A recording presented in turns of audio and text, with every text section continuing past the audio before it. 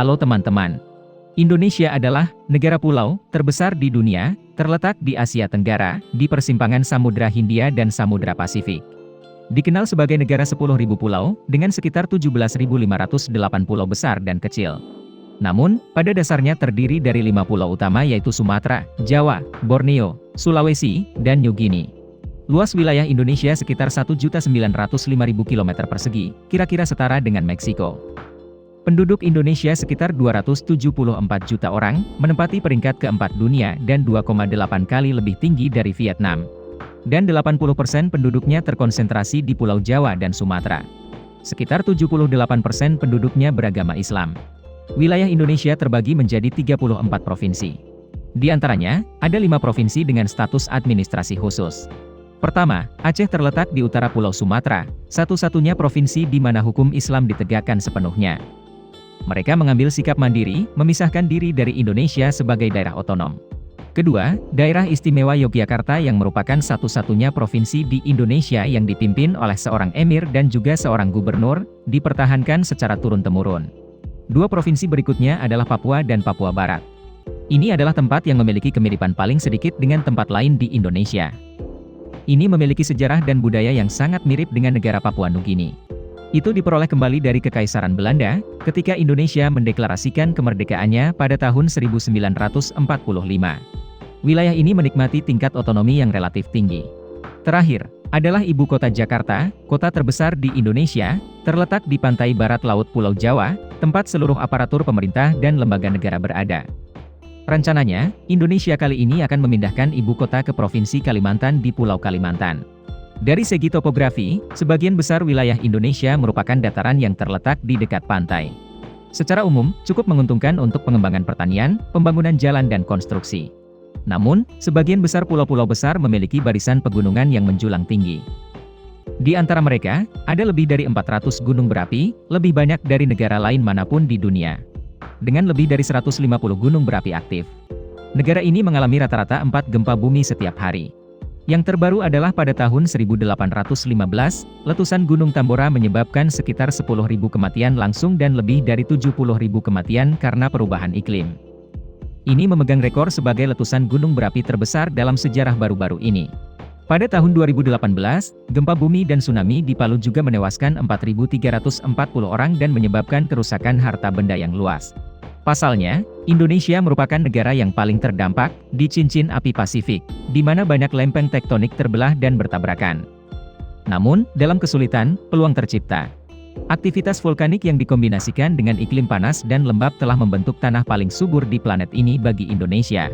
Oleh karena itu, pertanian merupakan salah satu dari 3 industri utama Indonesia yang menyumbang 12,7% dari PDB pada tahun lalu. Dua sektor sisanya adalah industri sebesar 38,95% dan jasa sebesar 44,23%. Saat ini, sekitar 30% dari lahan digunakan untuk pertanian dan 49 juta orang aktif di bidang ini, terhitung 41% dari total tenaga kerja. Indonesia adalah ekonomi terbesar di Asia Tenggara, dan salah satu pasar berkembang dunia. Indonesia adalah anggota G20. Indonesia termasuk dalam kelompok negara industri baru. Indonesia adalah ekonomi terbesar ke-16 di dunia berdasarkan PDB nominal dan terbesar ke-7 dalam PDB menurut paritas daya beli. Ada sekitar 633 suku bangsa yang diakui di Indonesia. Kelompok terbesar adalah orang Jawa, mencapai 41% dari populasi. Namun, ada satu kelompok etnis yang sangat luar biasa, orang Indonesia Tionghoa, yang merupakan 1,2% dari populasi, sekitar lebih dari 3 juta orang. Mereka pernah mendominasi perekonomian swasta di Indonesia. Pada 1950-an, hampir semua toko retail di Indonesia dimiliki oleh pengusaha Tionghoa Indonesia. Mereka menjalankan bisnis, dari menjual bahan makanan hingga bahan bangunan dan banyak lagi. Dalam sebuah studi tahun 1995, yang diterbitkan oleh Unit Analisis Asia Timur, bagian dari Departemen Luar Negeri dan Perdagangan Australia, sekitar 73% dari nilai perusahaan publik, tidak termasuk asing dan negara, dimiliki oleh orang Indonesia Tionghoa. Selain itu, mereka memiliki 68% dari 300 perusahaan teratas, pada akhir tahun 1993.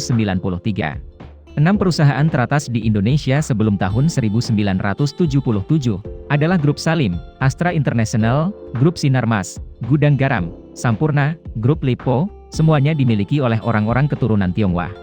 Saat ini, perusahaan-perusahaan ini masih beroperasi. Angka ini menyebarkan kepercayaan umum bahwa etnis Tionghoa menguasai 70% perekonomian Indonesia.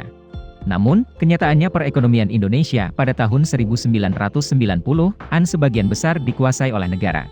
Namun, jika menyangkut ekonomi swasta khususnya, orang Indonesia Tionghoa memiliki pengaruh yang besar. Pada tahun 1998, mantan Presiden B.J. Habibie menyatakan, Indonesia tidak bergantung pada pengusaha Cina. Seketika nilai rupiah turun 5%. Kemudian bukannya bersikap dingin kepada orang Cina. Habibie telah beralih ke seruan perusahaan, mengadvokasi rencana reformasi. Setelah krisis keuangan Asia, pada tahun 1997-1999, banyak perusahaan besar bangkrut. Dan posisi orang Tionghoa tidak lagi cukup kuat seperti dulu. Bahkan hingga saat ini, masih banyak perusahaan besar, termasuk 6 kelompok tersebut di atas, yang memberikan kontribusi penting bagi perekonomian Indonesia.